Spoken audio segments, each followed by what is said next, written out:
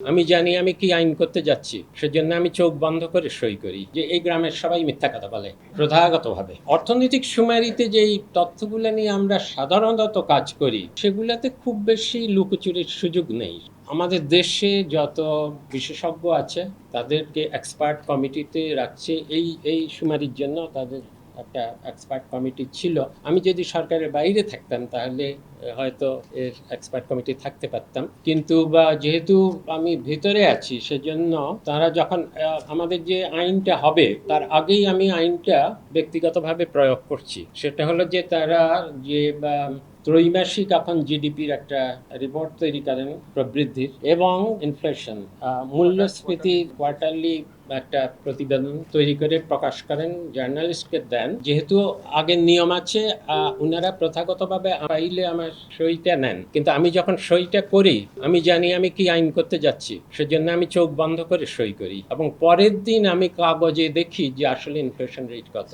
এই হলো আমার নতুন আইনটা প্র্যাকটিস করা শুরু করা। যেহেতু আইনটা এখনো আছে, আমাকে ওনাদের আমার কাছ থেকে সইটা নিতে হয়। নেওয়ার সময় আমি দেখি না, পরের দিন দেখি। এখানে সব ধরনের একটা হলো যে তথ্য কতদূর সঠিকভাবে এসেছে। ওনারা যেই সিস্টেমে এখন গিয়েছেন, তথ্য প্রযুক্তির একটা সিস্টেম, সেটা তো অত্যন্ত আধুনিক।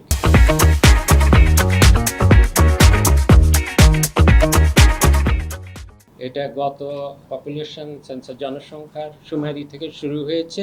এখনই আমি সেই কন্ট্রোল রুমটা দেখে আসলাম। সেখানে ভুয়া তথ্য দেওয়ার কোনো সুযোগ নাই, কারণ প্রত্যেকটা এনুমারেটর কোথায় কখন থাকছেন, কত দ্রাঘিমা এবং কত অক্ষাংশে সেটা তারা লোকেট করতে পারছেন। তিনি সেখানে যাচ্ছেন কিনা, একটা কম শতাংশ ইন্টারনেটের বাইরে চলে গেলেও তারা কেন এখন হঠাৎ মিসিং সেটারও খবর নিচ্ছেন এবং তাদের ডেটা কিন্তু ওখানে ঢুকে যাচ্ছে এবং যখনই তারা ইন্টারনেটের ভিতরে চলে আসছেন তখনই আবার সেই ডাটা রিপোর্টেড হয়ে যাচ্ছে। কিন্তু যখনই কোথাও গ্যাপ হচ্ছে, ওনারা এই কন্ট্রোল রুম থেকে সরাসরি তথ্য যিনি দিচ্ছেন তার সাথে যোগাযোগ করে প্রশ্ন জিজ্ঞাসা করতে পারছেন।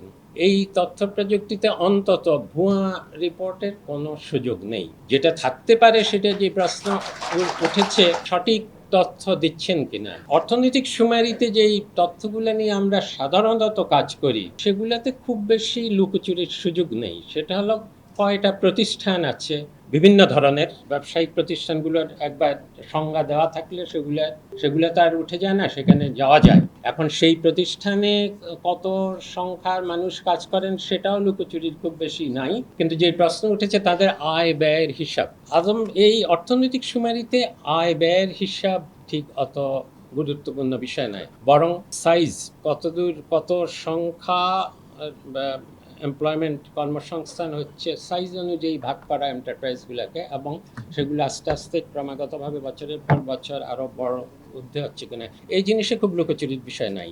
কিন্তু যেটাতে সমস্যা হয় সেটা অন্যগুলো, সেগুলো হলো যেখানে ইন্ডাস্ট্রিয়াল সার্ভে, ম্যানুফ্যাকচারিং সার্ভে, সেখানে ওই আয় ব্যয়ের হিসাব, আপনারা কত ট্যাক্স দেন, কত নিট লাভ করেন, সেখানে খুবই কঠিন।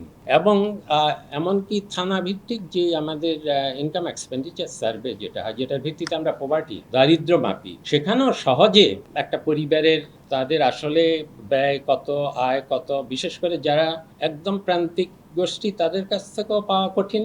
আবার একদম যারা বাড়িধারা ধানমন্ডিতে বা গুলশানে থাকেন তাদের তো বাড়িতেই ঢোকা যায় না, কাজে তথ্য পাবেন কোথা থেকে, সেখানেও অসুবিধা আছে। আর এমনিতে আমার প্রয়াত স্ত্রী আমার থেকে অনেক অনেক ভালো এবং আন্তর্জাতিকভাবে, দেশের ভিতরে না আন্তর্জাতিকভাবে অনেক বিখ্যাত একজন গবেষক ছিলেন।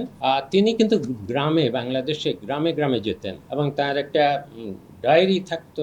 সেখানে তার খুব ভালো ভালো কিছু বিষয় নিয়ে আমি পড়ছিলাম, উনি এখন আর নাই। সেখানে লেখা আছে, যেমন এক গ্রামের কথা লিখছে যে শুরুতেই তারা শুনেছেন তাদের টিম যে এই গ্রামের সবাই মিথ্যা কথা বলে প্রথাগতভাবে, এবং এই গ্রাম থেকে কোনো তথ্য বের করতে গেলে ক্রস চেক করতে হয়, এর কাছে গিয়ে এর কথা জিজ্ঞেস করতে হয়, এর কাছ থেকে এর কথা জিজ্ঞাসা, তার তৃতীয়বার এসে তাকে ধরতে হয় যে ও তো বললো এত আপনার আয়। কাজে সেই সব সমস্যা তো যে কোনো জরিপে থাকেই। আমি মনে করি যে এই জরিপে সেই ধরনের সমস্যা অনেক কম।